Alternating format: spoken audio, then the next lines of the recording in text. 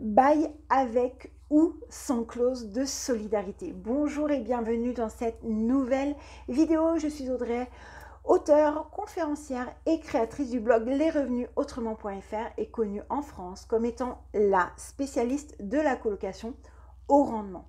Alors concrètement, qu'est-ce que nous allons voir dans cette vidéo? Eh bien, comme son nom l'indique, comme le titre l'indique, eh bien, nous allons voir s'il est préférable de faire un bail avec ou sans clause de solidarité. Pour aller un petit peu plus loin, qu'est-ce que c'est que cette clause de solidarité? Alors pour entre guillemets le commun des mortels, si j'ose dire, eh bien ça veut dire que les colocataires, en cas de défaillance d'un colocataire, de paiement de loyer d'un colocataire, eh bien ça veut dire qu'on a le droit juridiquement eh bien, de se reporter sur eh bien, les autres colocataires qui vont permettre de payer le loyer de la personne qui est défaillante. Alors il y a ce que l'on peut faire, ce qu'il est possible de faire, et il y a ce que l'on doit faire dans la vraie vie. Et moi, je vis depuis 11 ans de mes colocations au rendement, donc je connais un petit peu, j'ai accompagné aussi plus de 500 investisseurs en colocation. Merci à vous de m'avoir fait confiance. Donc ça va, je connais un petit peu le sujet. Et effectivement, vous vous doutez, je n'ai pas eu qu'un seul colocataire parmi mes 11 ans de colocation au rendement. Alors concrètement, le bail avec clause de solidarité entre colocataires, eh bien, c'est quelque chose qui, sur le papier, eh bien, séduit les apprentis bailleurs. Et ça veut dire quoi? Ça veut dire que concrètement, on a tellement peur eh bien, que les locataires ne payent pas le loyer, on a tellement peur qu'ils dégradent, que l'on se prémunit de choses qui n'est pas forcément nécessaire ni logique d'avoir. Je m'explique. Il est logique dans la vraie vie, eh bien, vous n'aimeriez pas payer eh bien, pour quelqu'un que vous ne connaissez pas. Eh bien, ça va être la même chose pour vos locataires. C'est-à-dire que concrètement, eh bien, ça va être très difficile de faire passer la pilule pour que vos colocataires signent un bail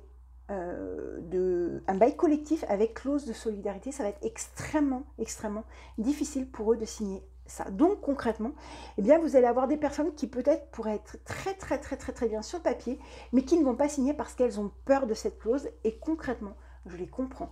Il y a ce qu'il est possible d'appliquer sur le papier et il y a ce qui est pratiqué dans la vraie vie. Et concrètement, cela dépend de l'endroit dans lequel vous êtes ou la méconnaissance des gens, mais 90% des personnes ne signeront pas ce genre de document. Alors ça veut dire quoi? Est-ce que l'on est moins protégé si l'on fait des baux sans clause de solidarité?